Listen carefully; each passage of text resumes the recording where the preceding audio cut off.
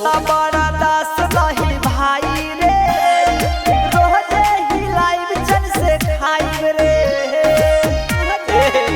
सुन रे भाई, होता बड़ा दास नहीं भाई रे, रोजे ही लाइव चल से खाई रे। सनी लियन के फोटो देखे होई ना पछतावा, साली ओढ़ के लहर हिलावा, साली ओढ़ के लहर हिलावा, साली ओढ़ के लहर हिलावा, लहर हिलावा, साली ओढ़ के लहर हिलावा। हमनी के टूटी ना यारी रे, सब भाई मिलके मुठ्ठा मारी रे।